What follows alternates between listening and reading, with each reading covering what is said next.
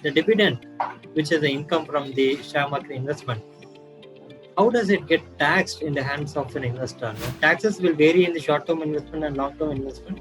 How does it work? Which is one is more beneficial, short-term or long-term? Once I start holding shares, do I need to declare it in the income tax return? I was thinking, is it okay to quit the job and enter into trading full-time?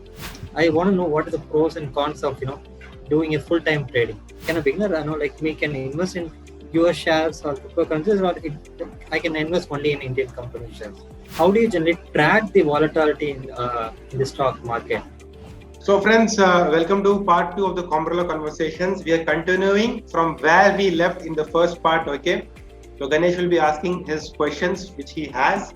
And also I want to tell all the people who are watching this, I've also made a playlist of basics of stock market, friends, which consists of 20 short videos of 4 to 5 minutes each, okay? Please go watch that playlist. Okay, I will see if the playlist can be added in the I button here, if you can see here, or else you can check my YouTube channel. 20 short videos, very simple concepts. All the concepts are explained in a simple manner. So please do watch it, and also use the comment section in this part 2 video also to add your comments and your questions in the comment section, so that a separate video can be made for all those questions which are not asked by Ganesh. Okay, friends, so rolling camera action. Okay. Thank you, Karthik, for taking me into your second part of the video. So continuing with where I left last time. Next set of questions which I have is more relating to the taxes. Now, how do you bifurcate, long-term, short-term investment, profit? So those kind of questions. So I'll just start up with relating to taxes first. So the very first question which I have is the dividend, which is the income from the share market investment. How does it get taxed in the hands of an investor? Say, how does it get taxed in my hands? Let's say I'm getting a dividend from a company. So how does it get taxed, and what is the tax rate on dividend? Okay, friends. So Ganesh, basically, and to all my viewers, I've actually made a video on this dividend taxes, on the dividends and all other in the stock market, all other forms of taxes in the stock market. And check the I button here.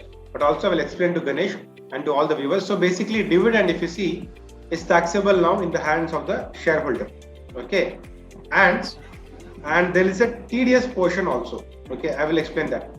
So when you receive dividend from a company in one financial year, okay, and if dividend from one company in one financial year, if it exceeds 5,000 rupees, then TDS will be applicable. That is, the company will deduct tax at source while paying dividend to you, if it is more than 5,000 in one financial year from one company. Okay, so that is on TDS. Okay, so if you have, say, 6,000 rupees dividend from one company, 10%, 600, 5,400 you will get in a bank account. That is that. Now, if it is less than 5,000, no TDS.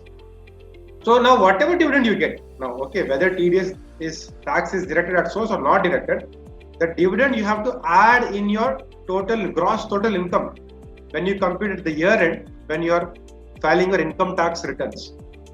So along with your salary income and whatever other forms of income you have to add your dividend income. It will be added in as income from other sources, like how we have interest on bank fixed deposits. This dividend will get added there, and on the overall total income, you have to calculate the tax based on the slab rates which you are having, and out of that total tax, whatever you compute minus TDS, the tax which has already been deducted at source by the company, to that extent you have to pay less, and all the TDS on salaries, the TDS on dividends, the total tax minus that you have to pay. Yes. So in terms of this taxes, which is more beneficial? Whether the taxes will vary in the short-term investment and long-term investment. How does it work actually?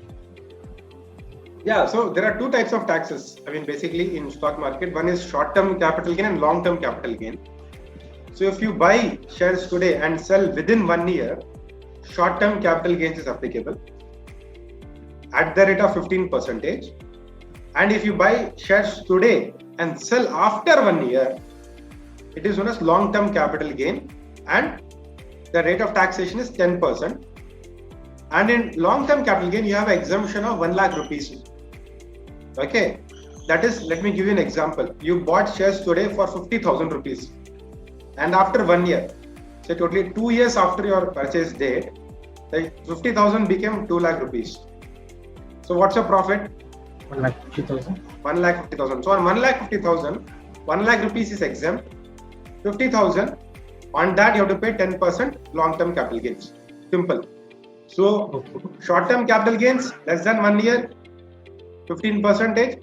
Long-term capital gain more than 1 year, exemption of 1 lakh rupees and 10% tax. Yeah. So from taxation point of view and as an expert, what do you suggest? Whether which is one is more beneficial, short term or long term? See, there is no. It depends on what your requirements are. Basically, suppose you want some. If you think that you have bought some shares at 50,000 and immediately, suppose in less than 1 year it has become 1 lakh, right?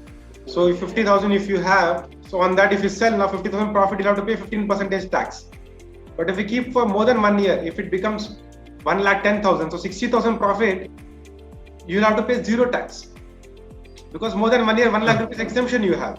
Exemption is correct. So generally, if I would say more than long term is beneficial, because you have 1 lakh rupees taxation, 1 lakh rupees exemption, and the tax percentage is only 10% in long term. Short term is 15%.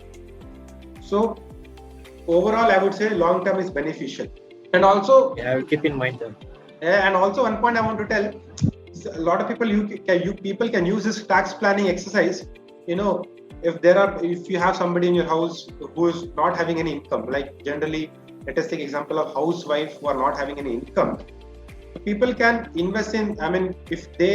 For them, the long term and short term capital gains, to the extent of basic exemption limit, you can reduce it. That is 2,50,000 is the basic exemption. Okay, after that only you have to pay taxes. So suppose, assume example, you have a spouse who does not have any income, zero income, and if she is investing in shares, then if she gets short-term capital gain or long-term capital gain up to 2,50,000, no tax she has to pay because she has zero income. So out of total tax, total gains up to 2,50,000, she can utilize this 2,50,000 basic exemption limit. And only above 2,50,000, if she gets income, capital gains, she has to pay taxes. So this is one tax planning exercise which you can use, my dear friends. Since you brought up this point, I have another question which pops up in my mind. So, just like how I can, can I invest the name of my spouse or my children on their name, and I can do the trading? And in terms of let's say my son, I'm planning for my future generation. I'm investing in my son's or daughter's name. How does that income gets taxed in the income tax?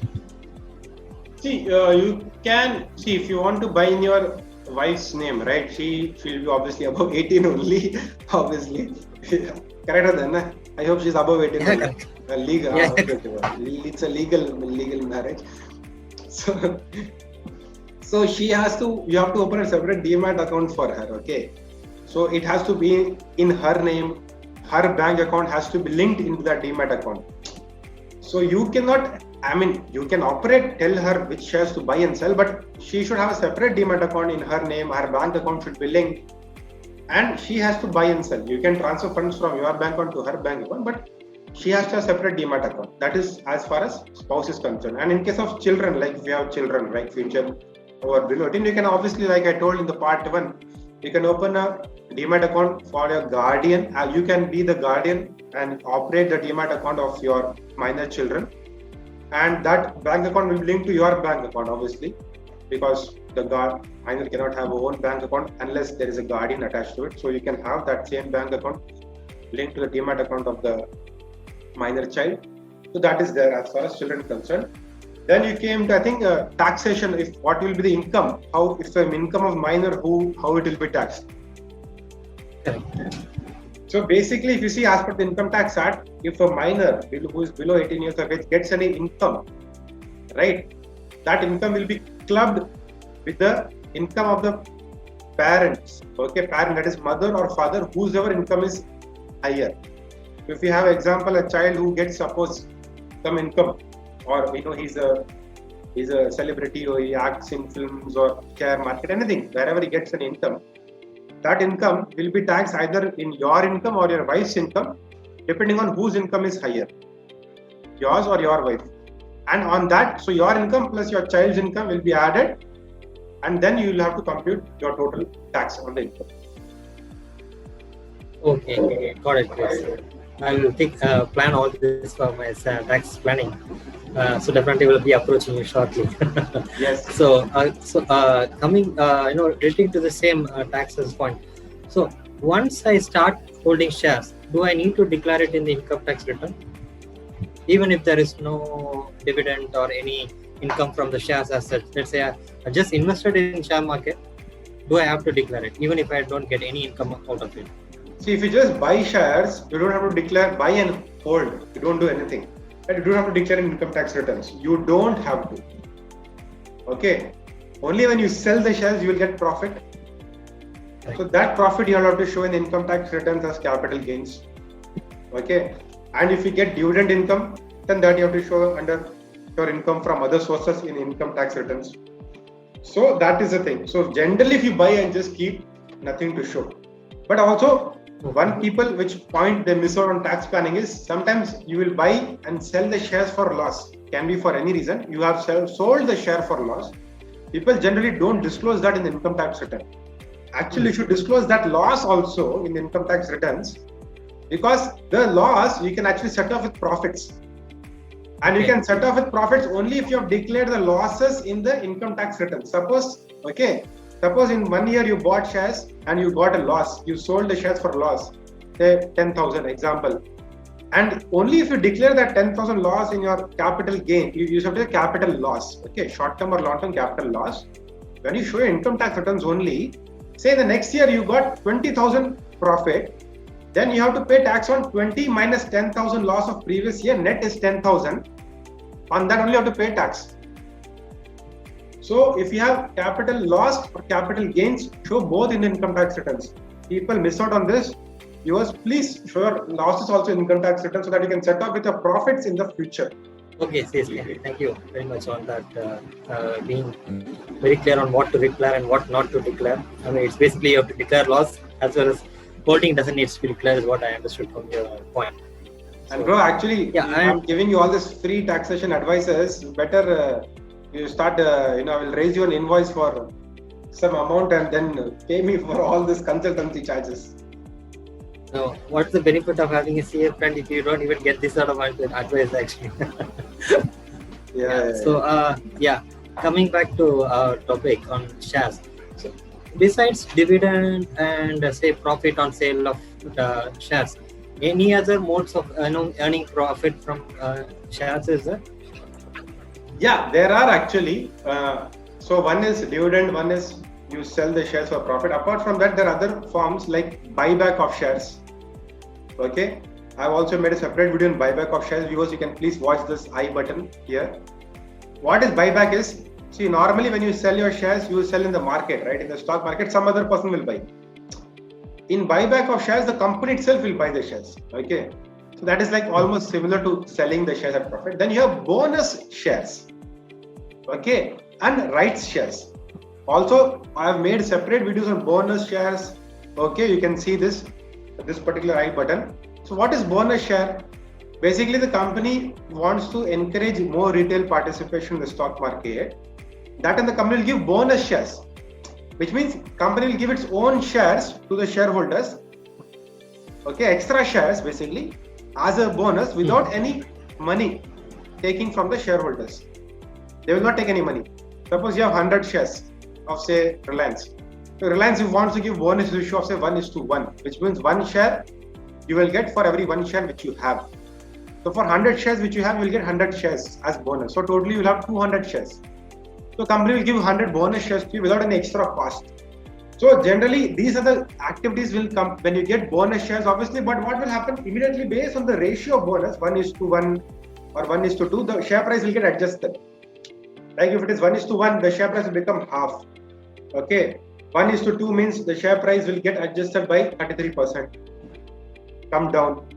And again, but what will again in future, this the share price will start increasing. After bonus issue, it will come down. Total wealth will remain same only, but in future your price as well again it will keep increasing, and your wealth will actually increase. So bonus issue is one, and second, then there is rights issue. Rights issue is again like companies giving an offer. If you want, you can buy, subscribe to the rights. That is, company might give, okay, 1:1. For one share, I'm giving you right to purchase one more share. But for right share, you have to pay some amount to the company. It is not free of cost. Bonus issue is free of cost.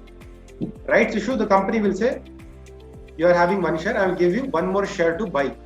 For that, company will fix some amount. Like Reliance came out with the rights issue last year, 2020. Will fix some amount depending on the price of the share. You'll have to pay that amount to the company. It will be but less than market price. If you pay that amount, you'll get extra shares of the company. So what you mean to say, rights issue is basically given to existing shareholders, is what you mean, right? Yeah. Even bonus issue is also given to existing shareholders only.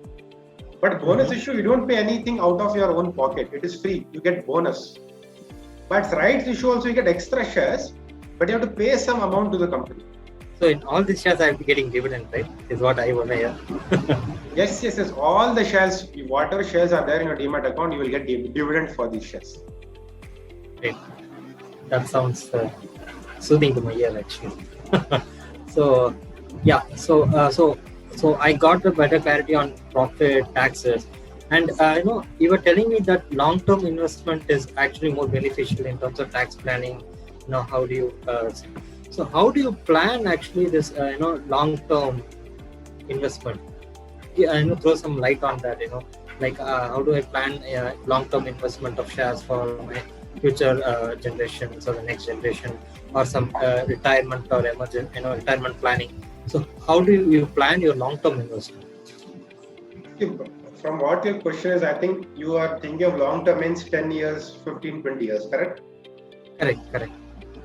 So generally, if you see, it is very, very difficult to exactly predict what will happen 10 years, correct? You don't know 2021, 2011, you never thought Corona will come or what will happen, right? So generally, it is very difficult to predict for 10 years, 15, 20 years what will happen. But you can make an overall guess or overall assumption or have an overall knowledge about what will happen and what are the probability of that happening very high. Chances of that are very high. For example, next 10-15 years, when you're investing, you should look at sunrise industries. What are sunrise industries? Basically, like, for example, now say electric vehicles. Okay, now we all know petrol and diesel vehicles are going to go out maybe next 10 years, 15, 20 years, and electric vehicles are going to come. So this is going to be the future. So you can invest in these companies. Or in terms of power, we all know again solar power is going to come, clean energy, wind energy, solar. So as you all know, so the Reliance has also recently told in this AGM it is going to invest 70,000 crores in next 4 or 5 years. So you can predict, right? I mean, these are going to be the future. E-commerce is going to be the future, right?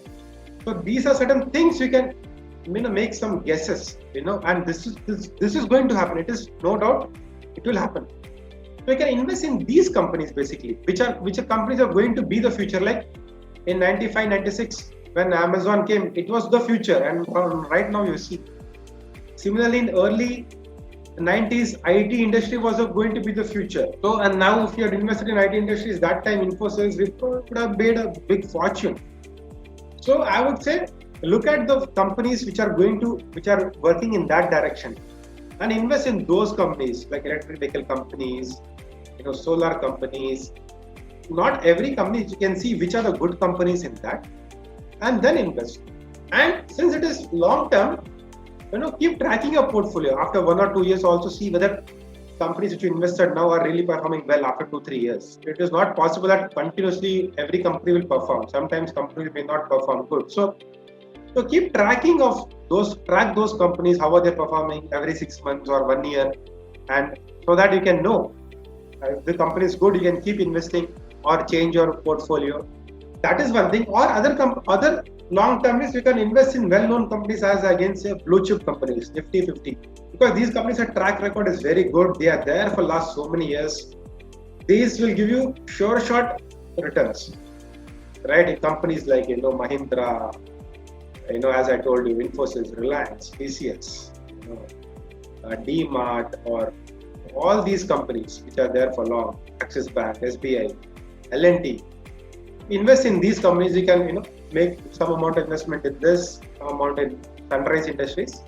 So you see those industries and avoid sunset industries like petrol, oil and natural gas, like Reliance itself is the transition it is making. That should be your criteria.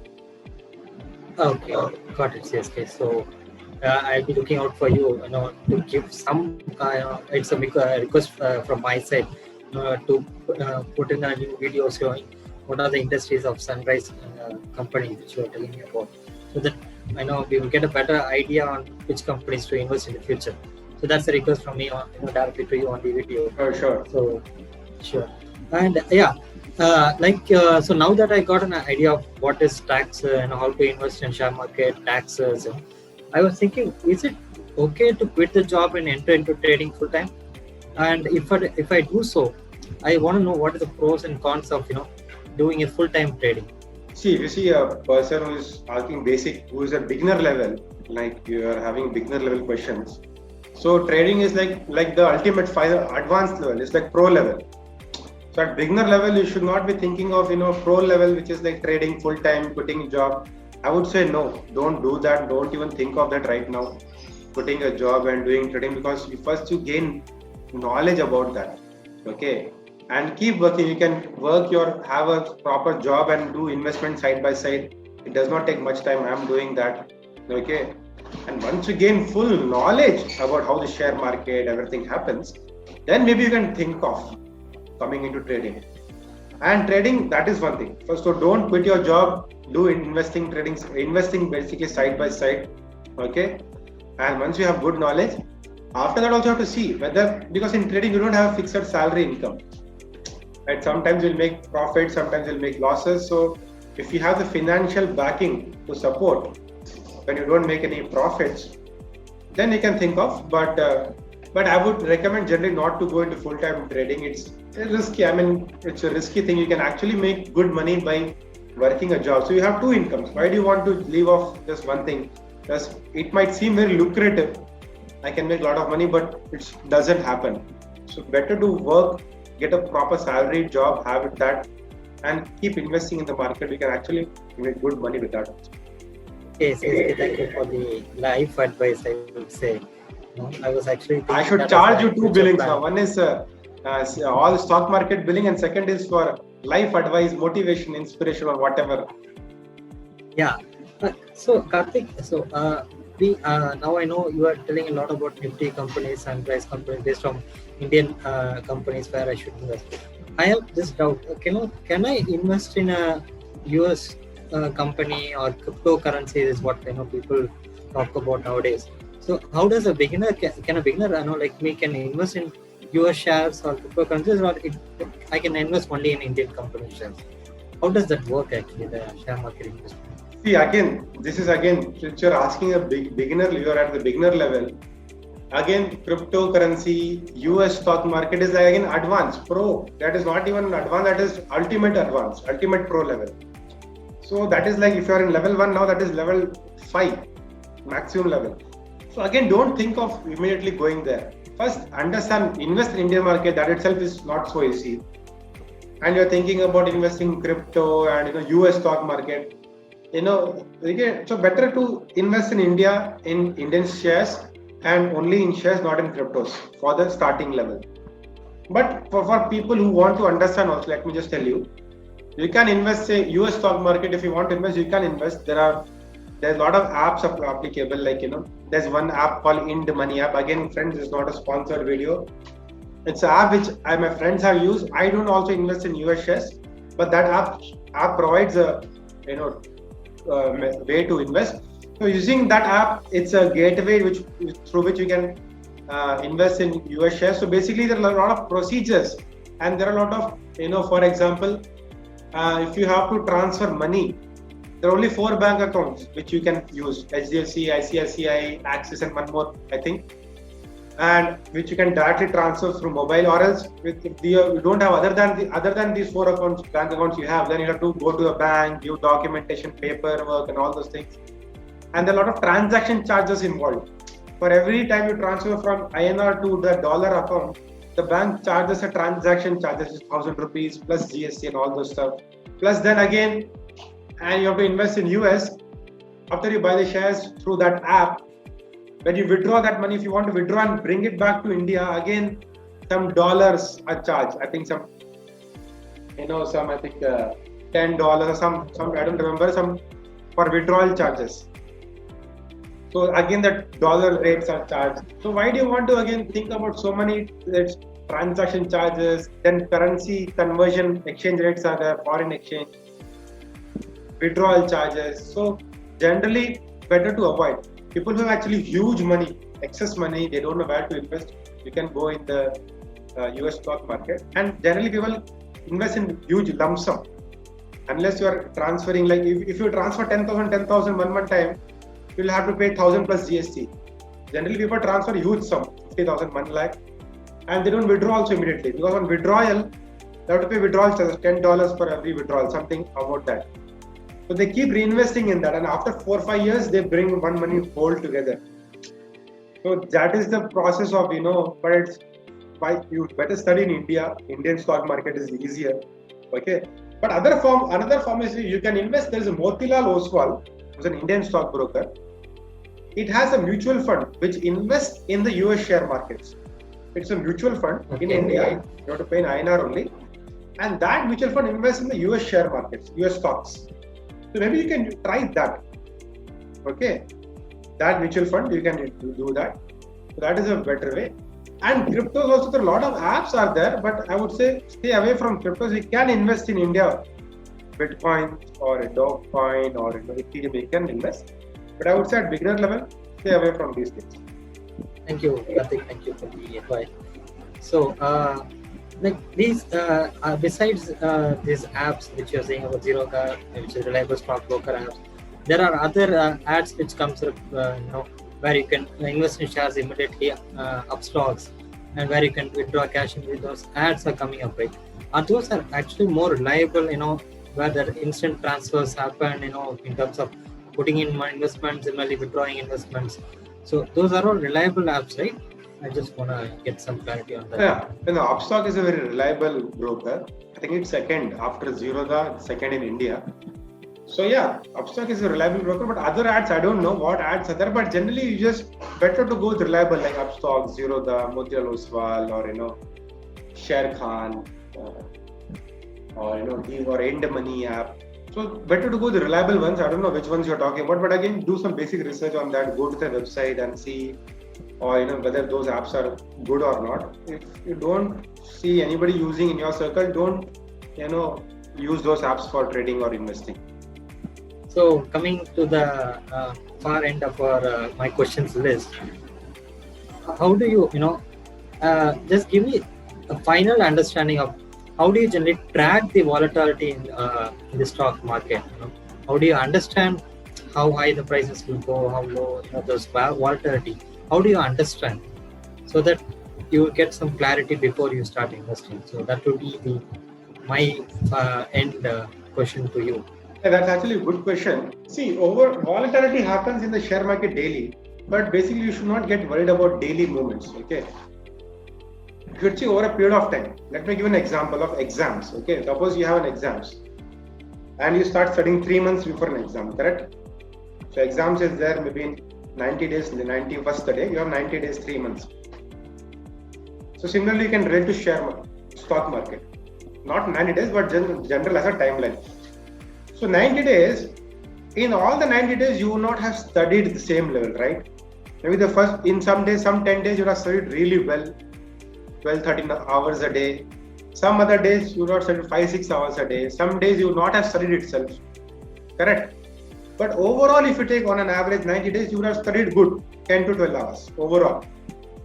So you don't see small gaps in between. I've not studied, so what is happening, whether you are volatile or not. You don't measure volatility in short term. Similarly, in share market, don't judge a share by in a short period of time. I bought today, 1 month or 2 months, the trade has come down. No. If it's a good company which you have bought, then wait for some time. Over a period of time, it will definitely go good. It will increase. The share price will increase. Okay. So that 90 days, it depends on what timeline you can be having. 1 year. It should be at least 1 year, I would say, in the share market. 1 year, should give time. If it's a good company and keep buying. 1 year and share price drops also, you should give that time to increase. So 1.5 years, slowly if you see, if it is improving, then, that is the volatility which you should ensure. In the short term, the volatility can happen. It is very difficult to track. So don't go based on short-term volatility. Always have a long-term volatility. Like how in an exam day, 90 days you will see overall. In between 2-3 days you will not study also. So you don't go based on that. Similarly, in the case of stock market. Thank you, Karthik, to giving highlights from all the questions which I had and all the doubts which I had as a beginner to the investment to stock market. You are able to explain it to me clearly of what I need to look out for and what I should be very cautious about and stuff. So thank you, Karthik, for the interactive and I would say a very fruitful session to me. Thank you very much for your. Yes, thank you, Ganesh. Thank you for taking out your time and asking all the questions and helping Combrella also to grow. So, and friends, all the viewers of Combrella, I keep making these videos every week on all the topics under the commerce. That is why I kept it Combrella. So on stock market, CA, finance, economics, and slowly. So please do check out the Combrella channel, and if you like it, share this video with your friends. Help your friends also by sharing this video if you found it useful. Do like it and also subscribe it if you want to get more of such videos and informative videos. And till then, this is CSK Karthik signing off. See you all in the next video. Thank you. Bye bye.